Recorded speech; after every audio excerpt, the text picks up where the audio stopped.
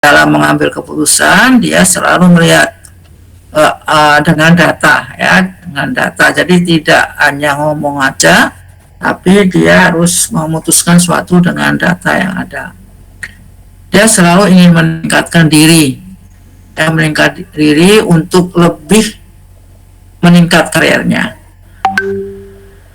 Ini orang yang punya kemampuan manajerial, dan biasanya orang seperti ini duduk sebagai pimpinan. Kemudian kemampuan fungsional teknis ini adalah orang-orang yang selalu hanya ingin duduk sebagai teknisi. Jadi dia selalu meningkatkan karirnya pada teknik-teknik dalam melaksanakan pekerjaan, dalam melaksanakan tugasnya. Dan dia tidak menginginkan kedudukan sebagai seorang manajerial.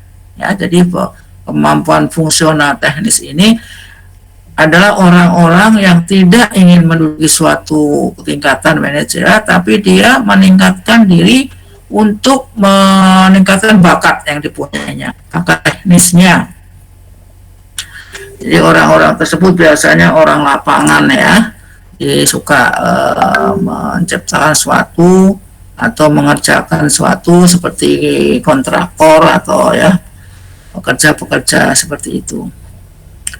Kemudian keamanan, ya, ini biasanya adanya keamanan dalam dia menata karirnya ini adalah menunjukkan bahwa dia merasa aman, ya, karena dia mempunyai masa depan yang cukup bagus. Ya, jadi dia sadar bahwa karirnya yang dihadapinya itu adalah merupakan kemantapan dirinya dalam meniti karirnya. Ya, di sini dikatakan amannya itu bukan aman dalam hal aman pekerja, ya, tapi aman masa depannya itu terjamin. Ini aman masa depan terjamin. Sadar bahwa karirnya akan membawa dia pada masa depan yang terjamin. Ya, jadi keamanan di sini seperti itu. Kemudian kreativitas. Ini orang yang kreativitas ini adalah orang-orang yang betul-betul meningkatkan kreativitas, kemampuan dirinya, kemampuan kreativitas dirinya. Ya, kemampuan kreativitas dirinya. Dan ini dia merasa bahwa semua yang dia hasilkan merupakan benar-benar hasil dirinya, hasil miliknya sendiri.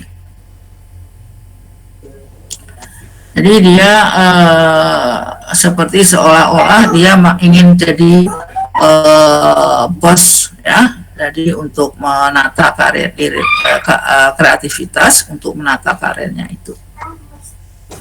Jadi dia menciptakan sesuatu untuk milik sendiri. Kemudian otonomi dan kebebasan. Ini adalah orang-orang yang tidak ingin jadi bawahan. Dia selalu ingin jadi menjadi suatu yang menghasilkan atau menciptakan pekerjaan untuk orang lain. Jadi dia seolah-olah ingin menjadi bos untuk dirinya sendiri. Jadi selalu ingin maunya sendiri, gitu, ya. Jadi orang ini selalu ingin maunya sendiri, bebas. Dia merasa bebas dan dia akan bekerja untuk menjadi bos untuk dirinya sendiri. Ini merupakan otonomi dan kebebasan. Ini merupakan dasar karir yang bisa kamu pahami bahwa kamu ada berada di mana ini. Ya, apakah ada kemampuan manajerial, kemampuan fungsional teknis, keamanan, kreativitas, dan otonomi serta kebebasan. Jadi orang yang ingin bebas itu menciptakan sesuatu hanya untuk menganggap dirinya sebagai bos untuk diri sendiri. Kemudian karir. Boleh izin tanya dulu, Bu? Ya, silakan. Ya, silakan. Ya, Bu.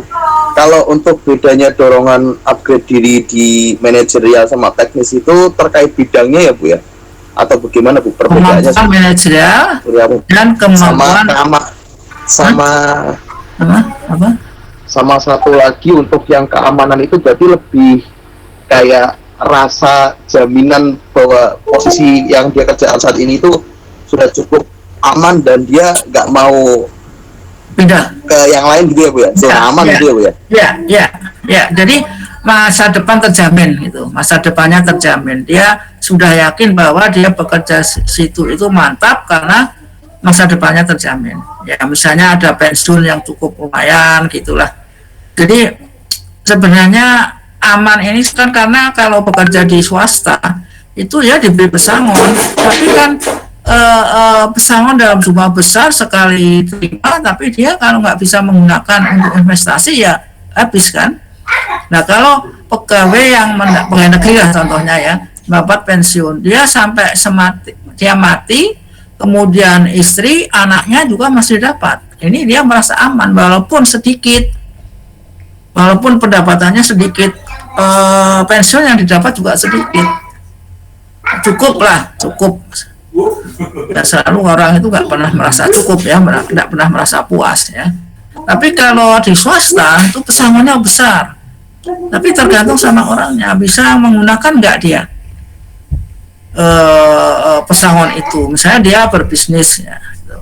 Dia kan sudah pensiun tapi harus usaha lagi gitu. Walaupun sudah tua dia harus mengusahakan bahwa uang pesangonnya itu harus bisa untuk menghidupi selama dia hidup.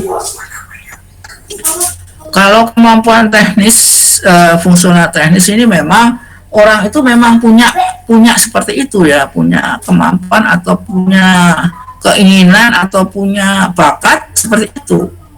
Jadi dia tidak ingin jadi tapi aku sukanya gini. Aku sukanya dia tidak ingin bekerja di belakang meja. Dia inginnya selalu volunteer ya. Jadi seorang orang yang passion ya Bu ya. Ya, gimana? Passion. Ya, bekerja sesuai passionnya. Ya jadi gini loh. Jadi ya itu bakatnya apa? Dia bakatnya apa? Terutama di teknis apapun. Dia ingin selalu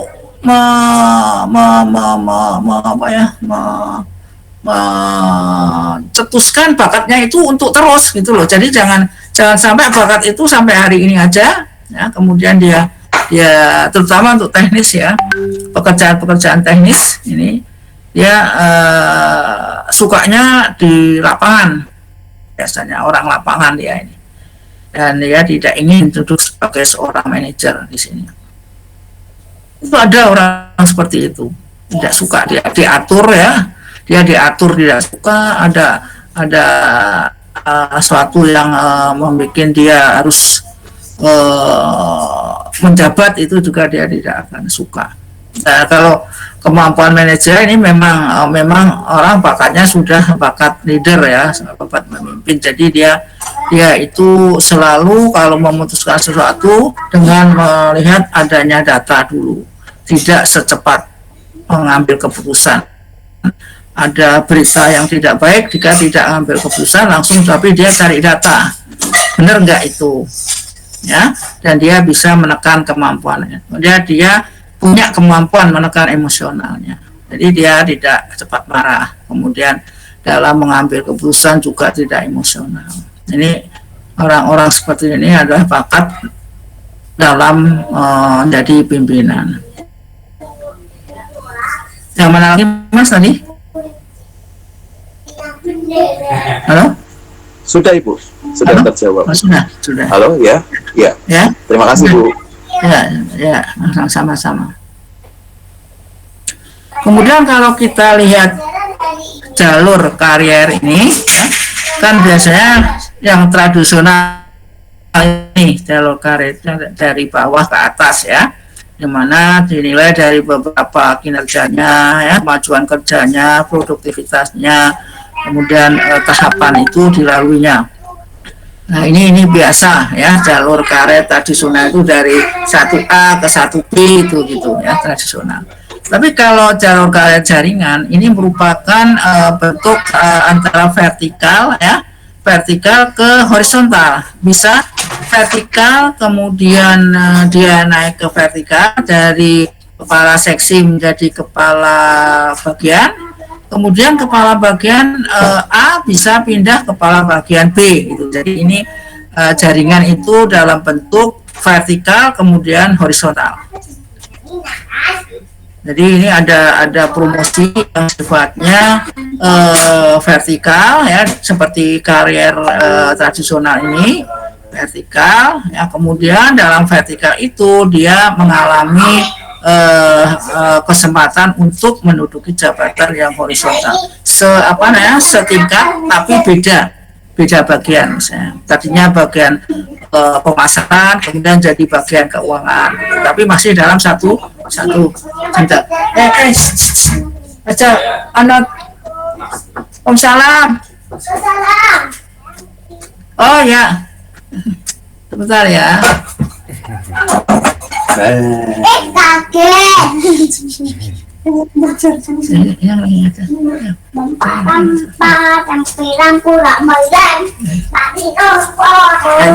Jadi kalau jalur karir jaringan itu di mana kesempatan vertikal tetap ada, kemudian dia mengalami rentetan yang horizontal.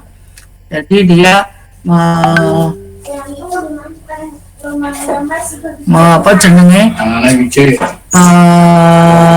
mengalami horizontal ini ya, secara pindah bagian, misalnya manajer keuangan jadi manajer pemasaran, jadi manajer SDM, jadi masih dalam posisi yang sama tapi berganti yang di kerjakan ya. Kemudian kalau jalur karir jual ini merupakan jalur yang diakuinya kemampuan spesialis teknisnya. Ini juga dalam jalur karir jual ini seorang yang ahli dalam teknis teknis sesuatu, dia punya kemampuan misalnya IT lah ya. Dia bisa memberikan masukan pada perusahaan dari keahliannya itu, tapi dia tidak mengharapkan sebagai pimpinan. Jadi dia memang orang teknis itu seperti itu. Dia tidak suka duduk di belakang meja. Kecuali orang-orang ekonomi ya. Ekonomi itu banyak yang bisa ya mempunyai kemampuan manajerialnya. Tapi kalau orang teknik apapun itu ada orang yang memang hanya suka memberikan keahlian teknisnya, tapi dia tidak ingin didudukan sebagai seorang pimpinan. Ini ada orang seperti itu.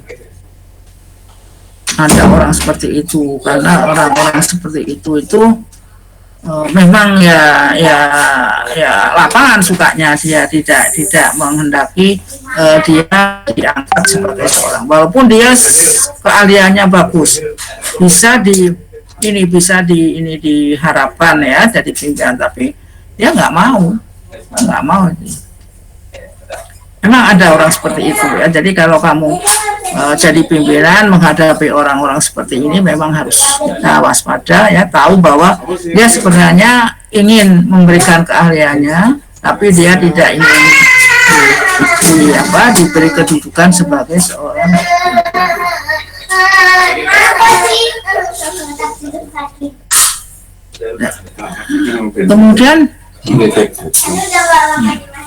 Kemudian kenapa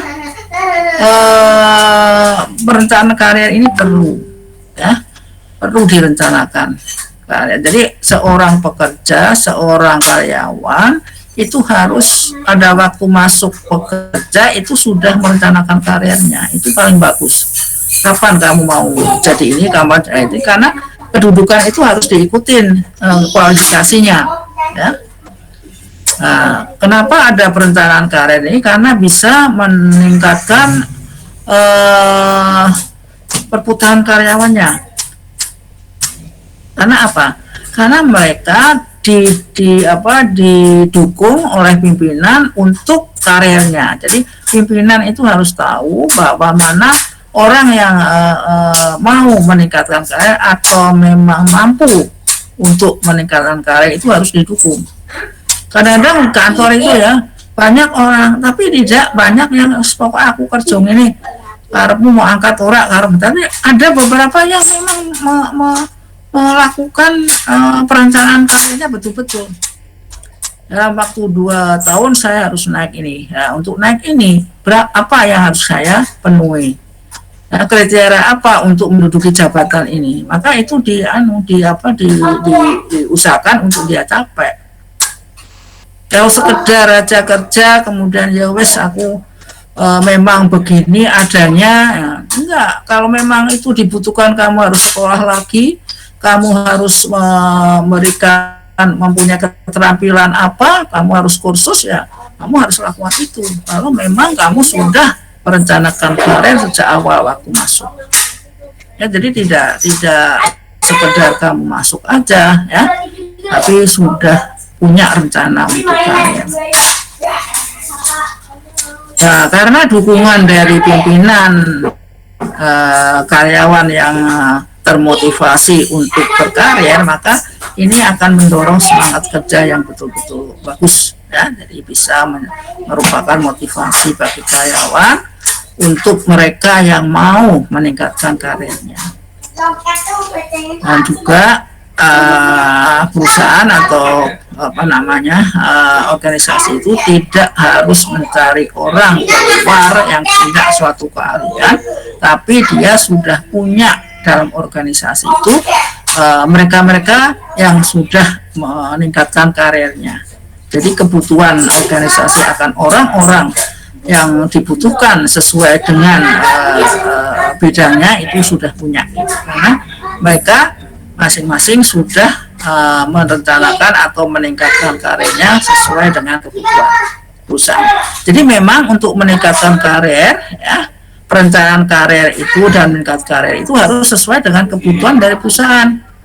Ya, jadi kalau ini dibutuhkan orang akuntansi, ini jadi kamu juga bukan berarti aku tak kuliah fakultas sejarah wae sing gampang misalnya, ya enggak gampang ya. Tapi tidak sesuai dengan kebutuhan dari SDM di perusahaan itu yang enggak ada gunanya. Nah, jadi sesuai dengan kebutuhan. Kalau memang harus kedudukan kepala bagian harus S2, ya kamu tingkatkan pendidikannya ke S2 gitu. Kemudian untuk mengembangkan karyawan dan promosi karyawan, nah, ini yang diharapkan oleh karyawan ya. Jadi kalau kita menerima karyawan itu adalah mereka orang-orang yang mau mengembangkan dirinya ya, mengembangkan karirnya. Dan mengembangkan karir ini berarti dia berhak untuk dipromosikan ya, sesuai kriteria ya. Jadi ada penilaian-penilaian. Kemudian juga kita di dalam organisasi itu ada beberapa angkatan kerja atau beberapa periode dalam penerimaan tenaga kerja yang dengan berbagai disiplin ilmu. Nah, berbagai disiplin ilmu karena sekarang itu tidak lagi melihat ijazah ya dari disiplin apa, tapi kemampuan atau potensi dari karyawan itu. Nah, jadi potensi dari karyawan itu.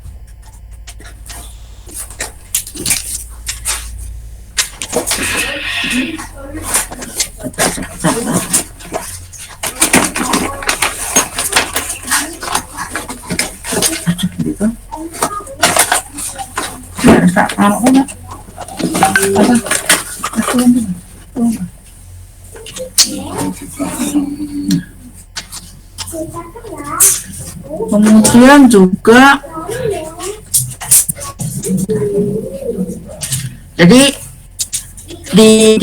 didorong para karyawan itu untuk meningkatkan potensinya dengan karier ini. Jadi semakin dia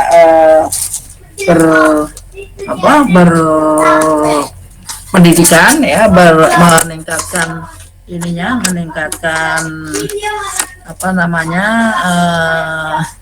meningkatkan pendidikannya maka karir itu juga akan sesuai dengan apa yang dibutuhkan oleh perusahaan dari orang-orang yang ada di perusahaannya. Jadi di sini mereka yang memang punya kemampuan atau keinginan untuk meningkatkan karirnya, maka dia sudah mempersiapkan dengan meningkatkan kemampuan potensialnya. Ya, ini yang harus harus diperhatikan mereka angkatan muda ya yang ingin bekerja itu tidak lagi dengan melihat ijazah, kamu ijazah ekonomi tapi belum tentu kamu di tempat di ekonomi, tapi mungkin di kontraktor misalnya, kemudian di rumah sakit misalnya, karena di situ juga ada dibutuhkan untuk orang-orang ekonom. Ada seorang dokter tapi dia ahli di bidang ini manajemen, dia sebagai dirut, ada 9 dirut dia, namanya lupa saya, Anita apa itu. Pintar dalam memanage perusahaan yang bisa membangkitkan perusahaan dari nol jadi super. Itu dia seorang dokter. Nah ini sebenarnya ijazah itu sekarang tidak menunjukkan dia ahli di situ, tapi ya memang ada yang seperti itu. Memang dia mengambil jurusan itu sudah sesuai seperti waktu SMA di tes psikotes juga. Tapi ijazah itu ternyata nggak seperti itu. Ada yang yang lulusan lingkungan ya, teknik lingkungan, tapi dia seorang manajer di risiko, di manajemen risiko dari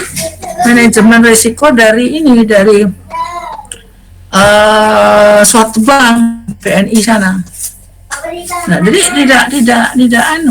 tidak harus sesuai dengan ijazahnya. Ya, jadi sekarang yang dicari apa sekarang artinya? Berarti potensi, kemampuan dari anak itu atau orang itu yang dicari sekarang. Apa sebenarnya dia punya, talenta apa? Ya, talenta apa yang dia punyai? Ya, ini yang dicari. Sekarang bukan lagi ijazah yang dipakai. Ini ya, jadi juga kalau perusahaan memperhatikan rencana karir mereka, juga kita akan bisa mengurangi mereka yang memang tidak mau maju. Nah, tidak mau maju. Kemudian juga mereka, tapi perusahaan juga harus selalu menyampaikan informasi bahwa ada karir yang perlu diisi. Nah, karir itu butuhnya apa syaratnya? Nah, itu disampaikan sehingga orang-orang yang ada itu akan memenuhi syarat itu untuk mencapai karir. Apakah harus sekolah lagi? Apakah harus kursus? Harus apa lagi? Ijazah bon A, bon B misalnya. Ya, seperti itu. Jadi sebenarnya sekarang itu sistemnya tidak lagi ijazah, tapi dia talenta dari mereka yang mendaftar. Jadi kadang-kadang tidak sekedar daftar, tapi dia sudah diuji untuk bisa nggak dia sebagai pimpinan. Sehingga di Bank Mandiri itu ya, di Bank Mandiri itu ada 2 jalur penerimaan. Jalur karyawan dari bawah, dari cari nasabah, dan satu lagi jalur yang pimpinan, langsung jadi pimpinan. Kemudian perencanaan karir ini juga dilakukan dengan pendidikan karir. Ya, pendidikan karir itu bisa dilakukan oleh organisasi perusahaan itu sendiri. Ada bagian pengembangan karir, pengembangan karyawan. Dan ini penyediaan informasi ini harus diberikan ya oleh perusahaan supaya para karyawan bisa meniti karirnya sesuai dengan yang diinginkan. Kemudian ya ini pimpinan itu harus memberikan bimbingan, harus memberikan arahan. Kalau kamu mau ke sini, kamu harus punya ini. Jangan merasa bahwa karyawan yang mau meningkatkan karir merupakan rivalnya. merupakan saingannya, jangan ya, karena anak-anak buah itu pimpinan yang harus mengatur, mendidik, membimbing supaya karir mereka akan tercapai sesuai dengan kebutuhan dari perusahaan. Pimpinan ini perlu diberikan oleh pimpinan, dan pimpinan jangan merasa bahwa dia saingi, jangan ya. Kita harus tahu bahwa semua itu akan berganti, dia tidak akan menduduki jabatan itu seumur hidup, mesti ada penggantinya. Nah, ini harus disadari oleh pimpinan. Kemudian pengembangan karir ini merupakan memang usaha dari karyawan sendiri ya, seperti tadi yang saya sampaikan tadi. Kalau perencanaan itu masih rencana, tapi pengembangan karir itu pelaksanaan dari rencana itu ya, yang sudah direncanakan untuk dilaksanakan ya, supaya rencana karirnya tercapai ya. Ini bisa mau pendidikan, training ya, kemudian pengalaman kerja, kemudian ya inilah manfaat pengembangan karir karyawan bagi perusahaan ini ya. Jadi mudah untuk untuk mendapatkan tenaga kerja. Nah, ini yang sekarang kan sebagian besar itu wanita itu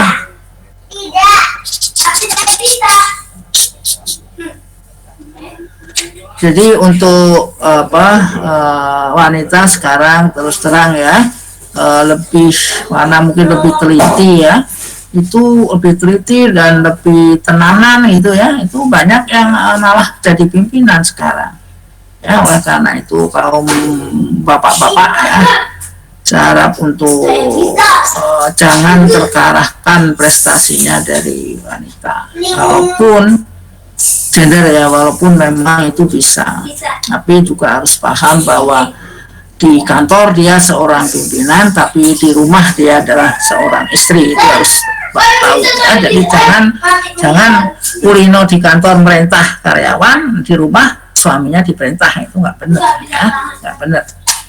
Jadi harus juga bisa menempatkan diri kalau seorang wanita sebagai pimpinan.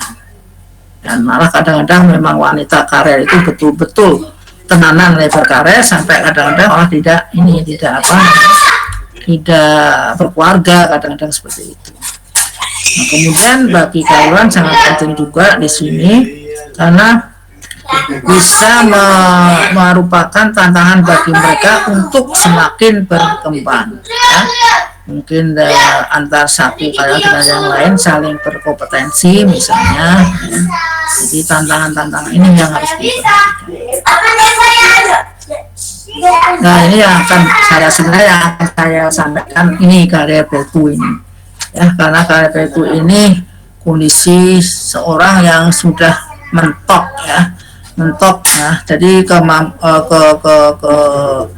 keinginan maupun kondisi yang ada tidak membuat dia bisa naik ya, hierarkinya naik. Jadi hierarki sangat kecil sekali, kemungkinan malah nol.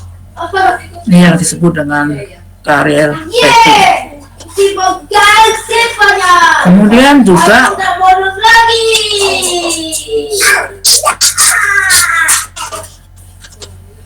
nah, jadi karir P2 itu ya. Ini contohnya aja, ini semua kamu bisa baca ya.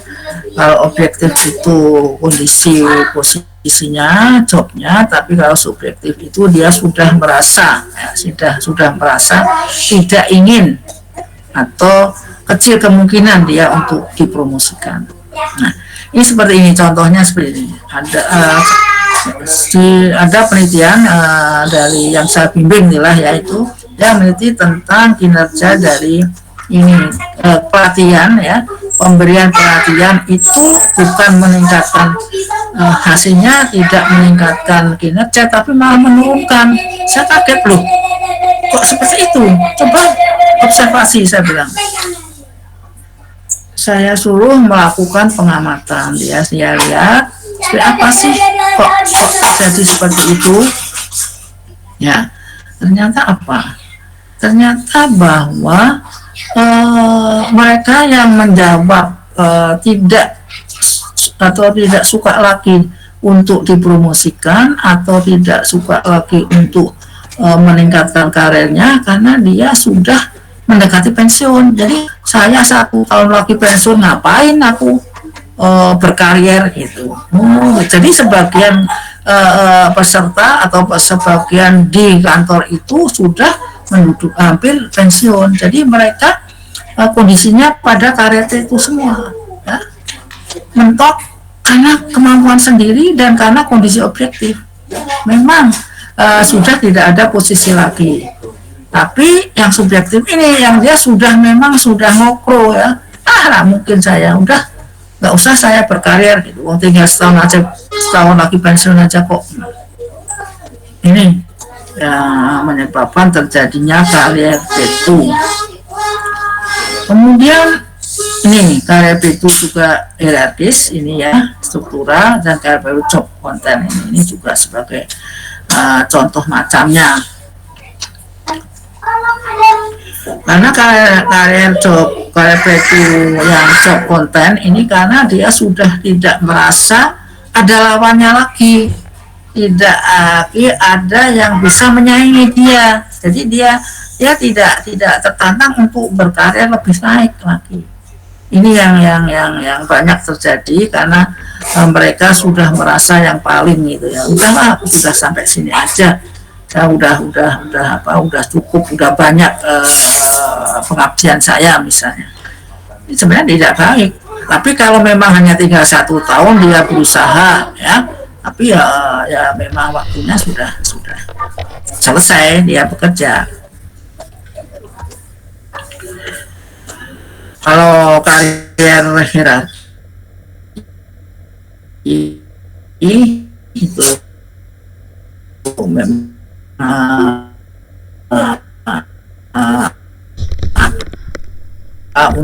untuk naik jabatan itu sudah tidak ada lagi misalnya ini harus punya kemampuan ini. Ternyata yang kemudian untuk peningkatan karirnya masih jauh atau memang kesempatan itu nggak ada. Ini yang kamu bisa menghadapi ini, bisa kamu menghadapi ini. Apakah itu objektif ataukah apakah itu struktural, apakah itu job content. Nah, kalau job content ini diri sendiri ya, diri sendiri kamu semua, bahwa kamu harus terus mencari tantangan itu dengan menciptakan suatu kreativitas atau inovasi atau pengembangan dari ilmu kamu, kemampuan kamu. Jangan merasa selesai kalau waktunya masih ya, misalnya masih usia muda, itu saya kira tertantang terus harusnya ya, harus tertantang terus. Jadi tidak kan teknis bisa tidak harus menjabat, tapi kamu kembangkan, tetap kamu memberikan kontribusi pada perusahaan. Tipe dari plating ini juga seperti tadi ya, konten, karena dia sudah merasa bahwa udah mentok saya di sini, saya sudah tidak ada lagi yang menyaingi, ataupun saya sudah tidak ingin meningkatkan karir saya karena saya sudah mendekati pensiun misalnya seperti itu. Dan juga yang ini, yang live ini, jadi kalau seorang pimpinan jangan sampai mendudukan seorang karyawan pada suatu tempat pekerjaan yang dalam jangka waktu lama. Ini akan menyebabkan life ya, bosan, jenuh ya pada pekerjaannya. Kok iki terus 30 tahun aku kerja, kok iki terus enggak kerja. Nah, ini yang seperti jangan sampai terjadi, sehingga ini adalah tanggung jawab pimpinan supaya pimpinan mengatur rotasi, misalnya rotasi vertikal atau rotasi horizontal ya, dengan rotasi vertikal dengan promosi, rotasi horizontal dengan kekosongan dari pekerjaan itu. Nah, ini kalau kamu mau sebagai variabel penelitian, maka rating ini akan berakibat negatif. Jadi kalau ada rating maka berpengaruh negatif pada kinerja, ya. Kalau ada, nanti dapat menurunkan kinerja ini ya. Jadi kalau ada rating ini bisa menurunkan kinerja akibat berpengaruh negatif dan mungkin tidak signifikan atau signifikan. Berpengaruh negatif dan signifikan bisa, karena mereka memang bisa menyebabkan kinerja turun, baik konten rating maupun live rating, ya. Bisa menyebabkan moral karyawan turun, ya. Karena apa? Karena live ini ya sudah bosan, sudah jenuh, bisa menyebabkan stres kerja juga, ya. Bisa meningkatkan loyal, kepuasan ini juga turun, kepuasan kerja, loyalnya juga turun, meningkatnya absensi ini, ya. Jadinya mereka banyak tidak suka datang ke kantor. Nah, mungkin sampai ini, mungkin ada yang tanya, silakan.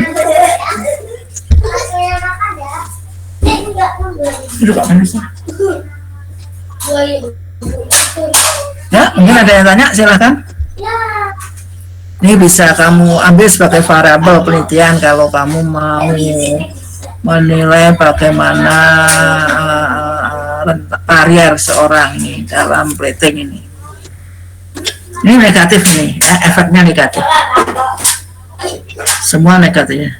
Kinerja turun, moral karyawan turun, loyalnya turun, puasnya turun, pengembangan karirnya jadi males, ya, meningkatkan absensi. Dan negatif kan, meningkatnya absensi ini kan negatif. Ya, mungkin ada yang tanya, silahkan.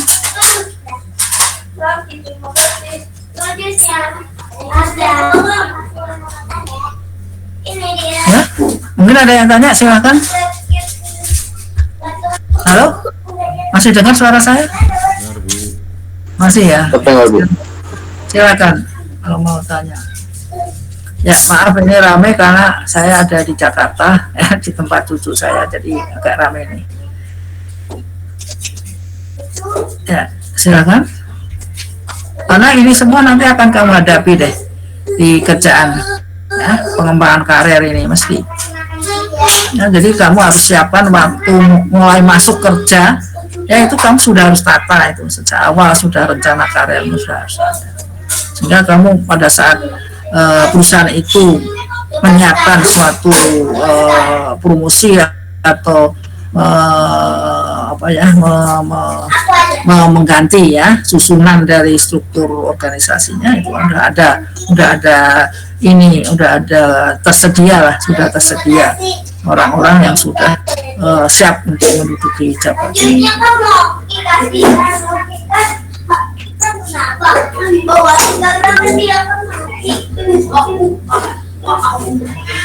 Nah, sudah cukup? Kalau itu Ibu, terkait tadi untuk perencanaan karir, ya. Di dunia kerja kan ada beberapa tipikal, ada generalis, ada spesialis gitu ya Bu ya. Nah, terkait dengan tuntutan pada zaman sekarang itu, apakah ada isu khusus Bu yang Ibu tangkap gitu dari rekan-rekan akademisi terkait dengan lebih baik menjadi spesialis atau generalis untuk tuntutan kerja di masa sekarang itu? Saya kira tergantung dari kamu punya potensi ya, kamu punya talenta apa. Itu yang sebenarnya sekarang diminta oleh pasar tenaga kerja. Jadi kemampuan kamu apa, talenta kamu apa, itu yang mau dikembangkan oleh organisasi perusahaan. Itu kan ada tes psikotesnya. Itu yang dia berkembang sampai bisa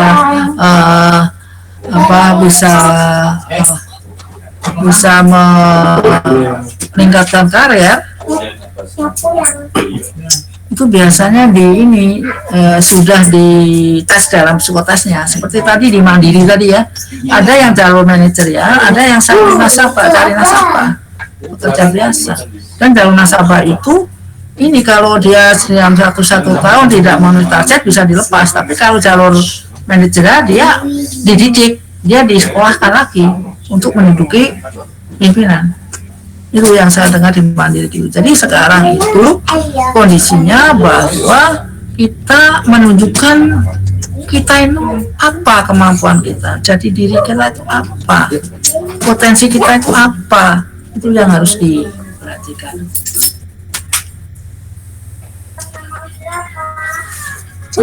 Saya udah di ada kucing. Ada kucing.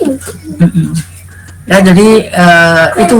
Jadi ini kamu ini aja kamu coba kamu tes psikotes ya dalam psikolog itu akan bisa menunjukkan kamu itu sebenarnya ke arah mana kemampuan kamu, apakah kamu secara general harus tahu semua ya, tapi pada saat kamu tes itu kamu sebenarnya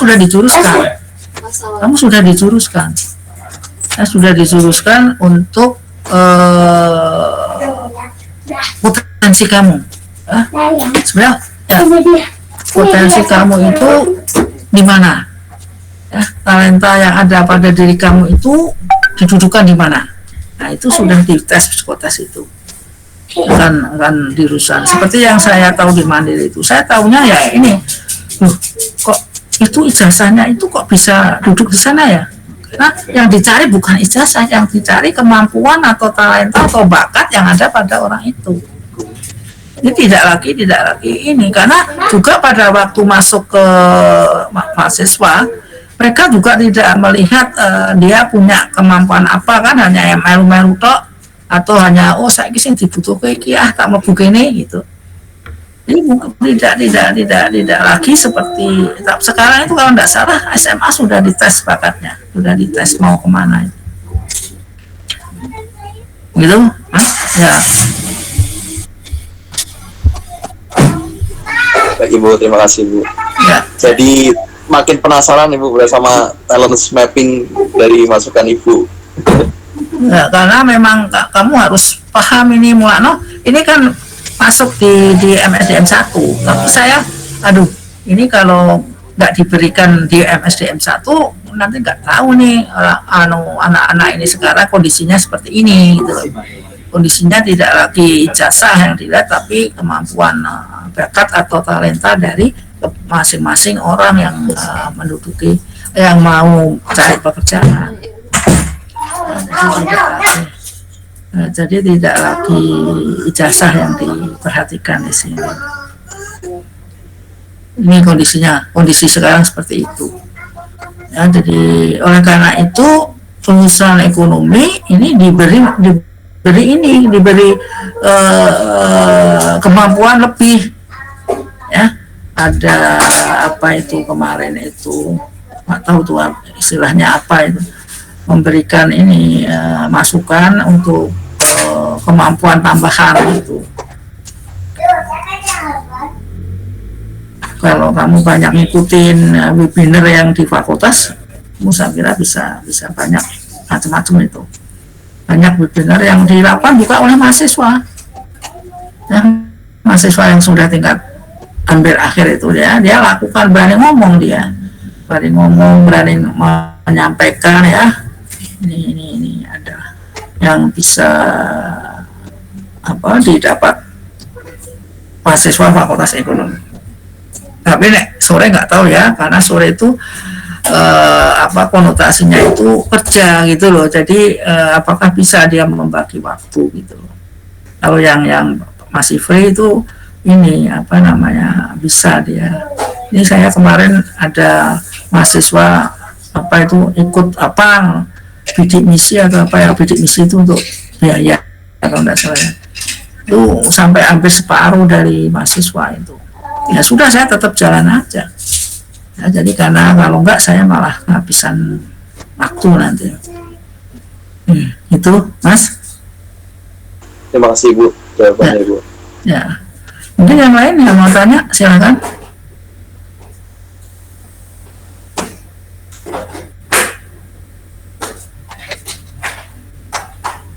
Sudah cukup? Ya, kalau sudah cukup saya akhiri aja ya. Akunya sudah jam 9. Terima kasih. Mungkin kita tinggal satu kali tatap muka lagi, setelah itu ujian. Dan ujian, ingat, ujian yang akan saya keluarkan adalah hasil presentasi kamu. Ya, ingat ya, hasil presentasi kamu. Jadi kamu harus tahu dan paham dari apa yang kamu tanya dan kamu jawab ya. Aku tanya jawab. Ya, terima kasih atas perhatiannya. Assalamualaikum warahmatullahi wabarakatuh. Waalaikumsalam warahmatullahi wabarakatuh.